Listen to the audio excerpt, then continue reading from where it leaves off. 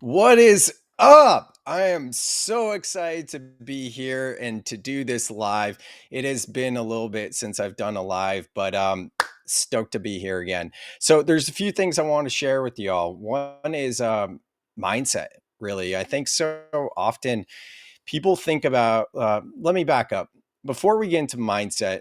If you're not familiar with who I am and what I'm about, my name is Sam Kabert, and my story is chasing success, pursuing success, whatever words you want to use, and achieving that success that I was really chasing, and being more depressed after reaching my goals. And I don't say this to brag, but those goals specifically were one, to build a seven-figure business, and the second, to be named to Silicon Valley's 40 under 40 list. Now, I thought both of those things would get me to this place of feeling whole and feeling fulfilled and feeling worthy more than anything else. And it actually led me to a deeper numbing depression. And that's back in 2019. And that's when I got into spirituality, mindfulness, and all the things. And in the past 6 years now, I've been a big proponent, not just of plant and earth medicines, because that's been a big part of my journey, but also spirituality, and more than anything, talking about mental health. And here's one of the things that I think is so misunderstood about mental health. It's not just mental health, it's mental and emotional health. And this is what I mean by it. So often, like, think of the movie or the documentary, it was also a book called The Secret. The Secret tells you the secret so that you can achieve the life that you want to achieve, right? And even that statement right there, like, it's focused on the end destination. But to me, the real secret is realizing that you're never going to land at this end destination. Like, life is a journey, and we want to be in the journey versus focused on the end destination. How we do that? A bunch of different ways. For me, what's one of the most impactful tools for that is this yogic philosophy of sadhana. And sadhana teaches you to be in pursuit of the journey by prioritizing your daily habits and behaviors. So, coming back to how I started this about mindset, like, mindset's only going to get you so far. Like, tying it back to the film or the documentary, The Secret, one of the things that people don't really understand from those lessons are, when you are manifesting your dream life, it's not just about the mental rehearsal, meaning the visualization part of it. It's about feeling, which is why I'm so passionate to teach people how to reconnect with their nervous system, to how to associate back into their bodies, because so often many of us are disassociated. We don't know what we're thinking. We don't know what we're feeling. And more than anything else, we're thinking about clearing our mind. And in my upcoming 3-day challenge, which is called Reframe Your Mind, Clear Your Mind, it's named this because I'm actually going to be talking about so much more than just clearing mental thoughts. I mean, if you can start by just reframing the way you view your mental health to include your emotional health as well, it's going to help you to land into your body. But first, we do have to do some mindset work. So, with that, I want to provide just a little glimpse into what you're going to get by joining the 3-day challenge. Now, this is going to be in our 3-day challenge, which begins on March 10th. But for right now, I'm going to give this to you guys just so you get an idea of what's going to be there. And that is the 8 instant mind shifts that will change everything. Y'all, like, when I really learned these things, it has changed my life so much. And it's an ongoing thing. Like, I'm not perfect. That I get off track. And I think one of the biggest things to know is, like, we're not chasing perfection. All we're trying to do is to build awareness. Like, the name of the game for anyone that's into personal development, or even call it soul or spiritual development, is about coming to moment awareness. And if you don't believe me, think about all the different things that you do in your life, from scrolling on your phone. You know, I'm talking about that doom scroll, or watching TV, or engaging with sports, or drinking alcohol, or even food. A lot of these things that we engage with, we don't do it from a place of survival. We do it from a place of wanting to feel connection, wanting to feel connected to something.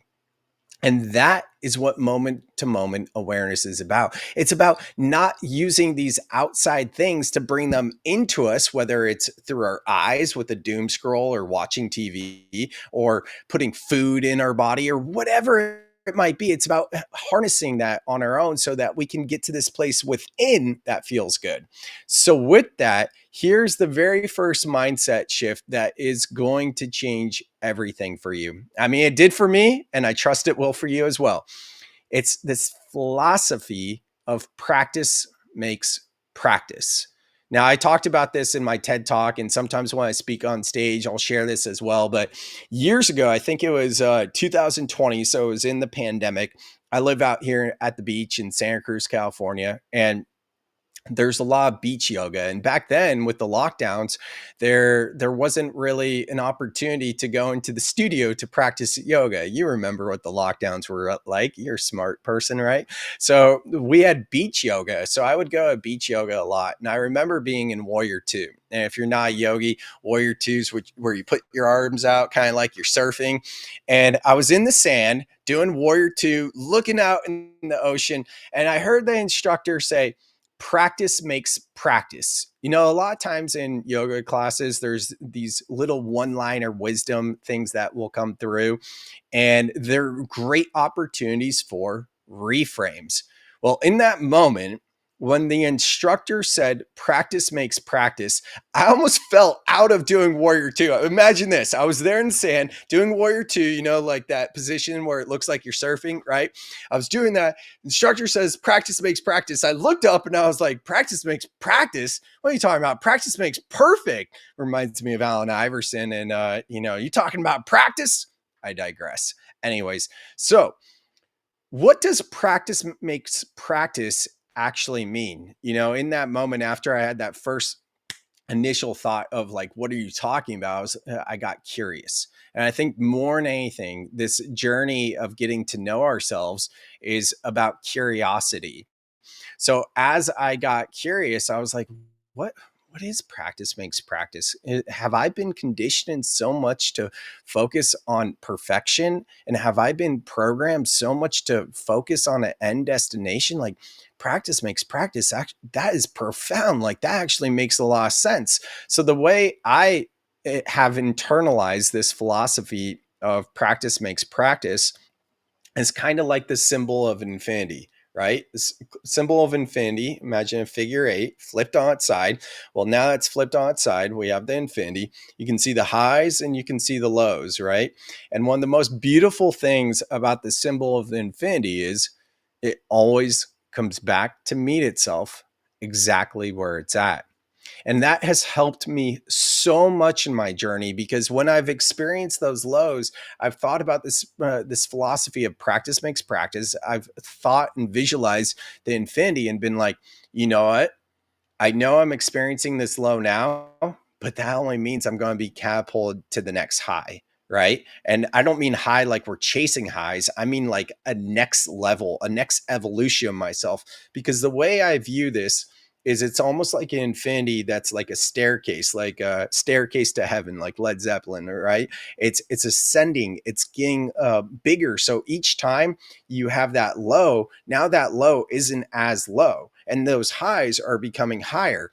And there is no end destination. It's about being in the journey. So practice makes practice is all of this. And to summarize it, one simple way to think about it is what I mentioned earlier, the yogic philosophy of sadhana, which means to be in pursuit of. We're not focused on end destination. And I'll hammer this home with one more big takeaway. I actually became a yoga instructor back in 2021, and I was in Costa Rica, and our yoga teacher trainers were teaching us this philosophy of sadhana. And they said To name your ultimate potential is to limit your ultimate potential. Now, I'll say that again. To name your ultimate potential is to limit your ultimate potential. Literally, when I heard that, my mind was blown because I had named my ultimate potential and I was focused on that end destination. So, wrapping this all up in a bow, the number one, the first step in this first tip in the 8 mindset shifts is practice makes practice.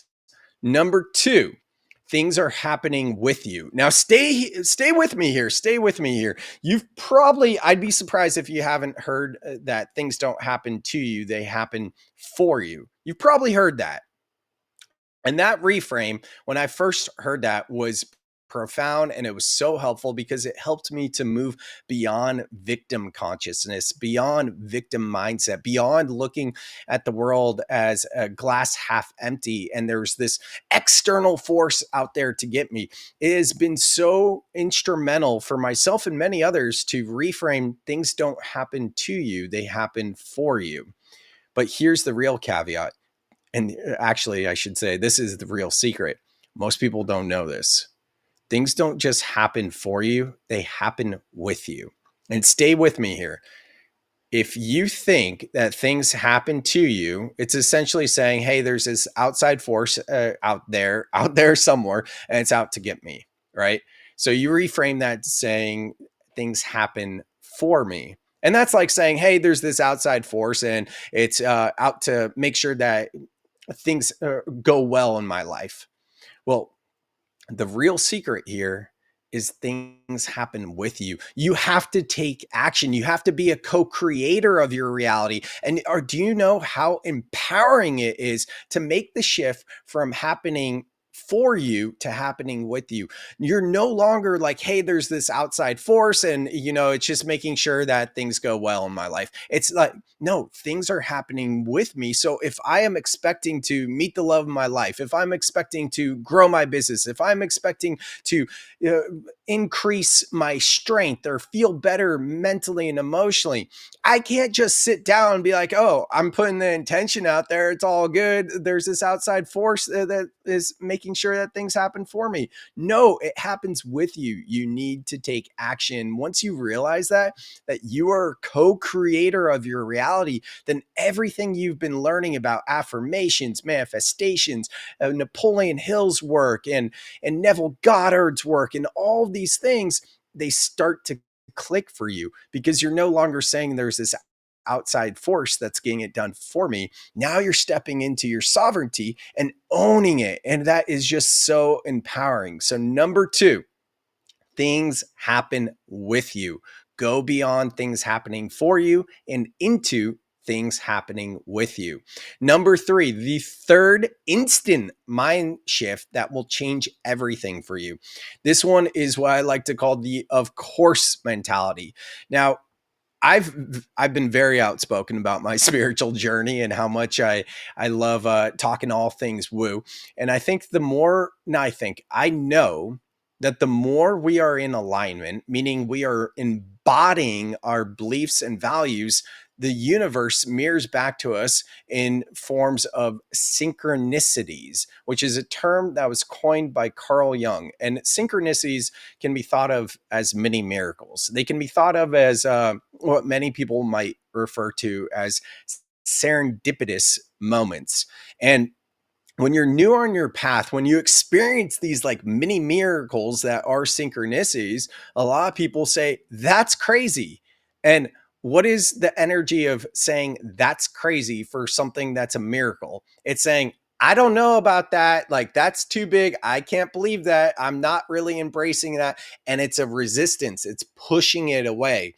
Most people love synchronicities. If you're like me and you love synchronicities because it's that confirmation and know that you're on the right track, to say that's crazy is in resistance, which is going to deter it and push more of those away.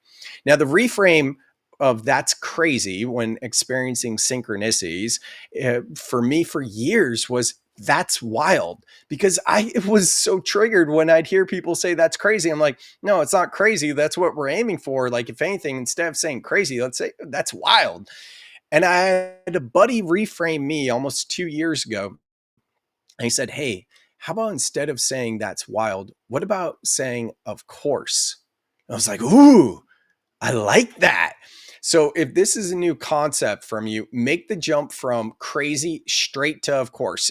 Bypass wild. And when you experience these mini miracles, say of course, because just like things happening with you is empowering, so is this. It's saying, hey, this is my new reality. Of course I'm experiencing this abundance. Of course I'm experiencing these synchronicities confirming that I'm on the right path. These God winks, if you will.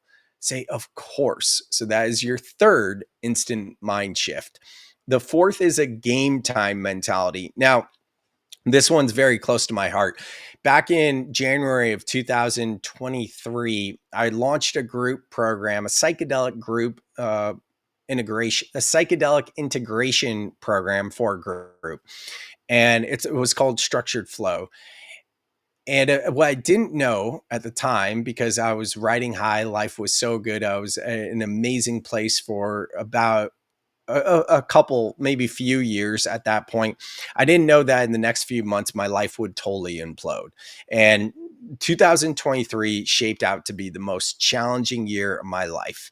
And what I found was that I needed to adopt what I call a game time mentality. And it looked like this: for many of us, when we're in this dark night of the soul, or this experience of feeling denseness of reality, or maybe a seasonal depression or depressive type symptoms, processing grief, whatever it might be, it's so easy to get stuck in that lower vibration and in that pity party. And I believe that we do need to feel our feelings. Absolutely. I think that's how we need to move through it.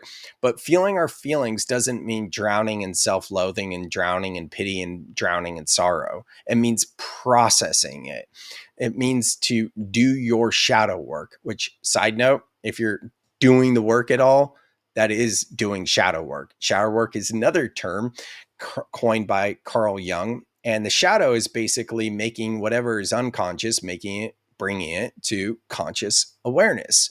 So when we are drowning into the depths of our psyche and going into those hard places, when I adopted a game time mentality, that really meant that, hey, if I'm learning about doing the work and working on myself, doing shadow work, and I'm facilitating that for others, then when my stuff comes up for me, I'm going to look at this as if this is the big game. This is my Super Bowl. This is my championship. This is the playoffs time. This is the time to gear up and go, because what is the point of learning about all of this stuff if I'm not actually going to apply it?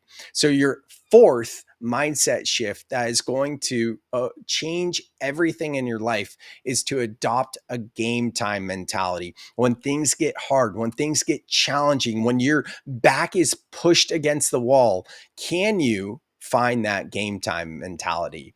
Going into the next one, this is the way out is within. Now, you've likely heard that the way out is through.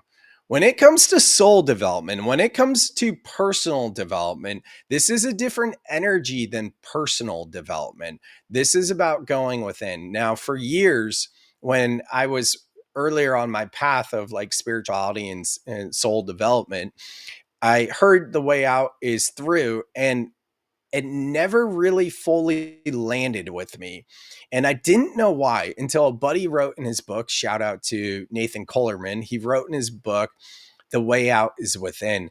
And it was like this light bulb moment went off for me. It was like, that's it. Because this energy of the way out is through is a pushing, it's a doing energy, it's an outer world, it's a yang energy. But when it comes to our mental, emotional health, and our spirituality and getting in touch with the beingness, we can only do that by going within. So this perfectly lands with the previous point of a game time mentality. We need to have the tools to feel safe enough to go into our inner landscape, to really kick up the dirt and see what's there and where we need to process some things that are coming to the surface. So, your fifth mindset shift that will change everything is realizing that the way out isn't through, the way out is within. Next one is the change game. Now, I work with a lot of people to reprogram their subconscious mind. Know that we have over 60,000 thoughts a day. 80% of those thoughts are from the day before, and 90% of those thoughts are negative, which means we're living on a perpetual feedback loop of negativity from the day before.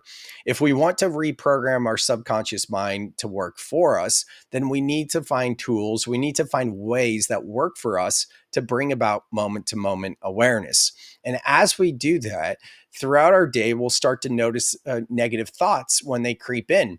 And I initially thought of this like that game Whack a Mole. It was like, I was going to say Dave and Buster's, but when I was a kid, I don't think Dave and Buster's was even around. An arcade game, you go to the arcade like at a boardwalk, whatever it might be, and the moles come up and you bang it, whack a mole, right? And I kind of thought initially of meditation like that, or just getting to know your thoughts, like, oh, there's another intrusive thought, like bang, which isn't the best way to think about it.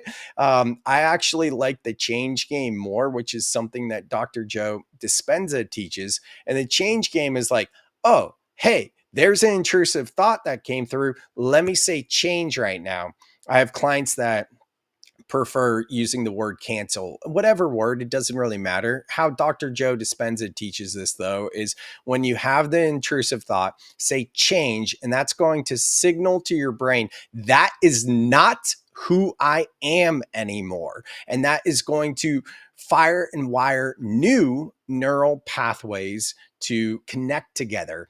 And in layman's terms, that basically means like it's deleting that old piece of programming to create a newer version of yourself that is empowering. So that your sixth mindset shift, when you're working on positive affirmations, when you're working on being in touch with your mental and emotional state, when you have those intrusive thoughts, you utilize the change game. Number seven, this one is hang out with people with a common future, not a common past. This journey is lonely, straight up. That's a belief, but it's also kind of true. If you are hanging on to your past friends and your past network who don't understand where your trajectory of your life is going, then it's gonna be really sticky and challenging for yourself. So instead of just staying with those old people that aren't really matching your frequency of who you are becoming, hang out with people with a common future, not a common past. This is about honoring those people that have been in your life, and we're not throwing them to the wayside, but we're starting to understand, and it helps us to reframe our relationships as we move forward in life. I will tell you guys, when I went down the spiritual path, I felt disowned by my best friends because they didn't understand the path I was going on. And it felt so lonely. And when I heard this quote, hang out with people with a common future, not a common past, by James Whitaker, it was like a mantra that I needed every day to be like, yes, that is so true. So if you want a mindset shift and an affirmation that can help you as you are progressing into spiritual development, check out this mantra, or not check out, let this mantra land for you. Hang out with people with a common future, not a common past. And the final, this is the eighth mindset shift. Your frequency is what you frequently see. I don't even remember where I heard this from, but it is so good. If I am frequently hearing and seeing and experiencing negativity through the news, through my social media feed, through my email inbox, through little conversations that I hear throughout my day, whether I'm in a surf lineup or a checkout stand, I'm just hearing negativity. That's a mirror for me to be like, why am I exposed to so much negativity? My frequency is clearly lower and I need to raise it. And I love this so much. Your frequency is what you frequently see, because it's a direct mirror. It's a direct instant feedback of how you're doing. And if you're not liking the world that you're experiencing, then hey, it might be time to do some inner work. So with that, This is just a sample of what you're going to experience in the Reframe Your Mind, Clear Your Mind 3-day challenge starting on March 10th. Y'all, I am so stoked for this challenge. Right now, it's last day of February. So that means this challenge starts in about 10 days, give or take.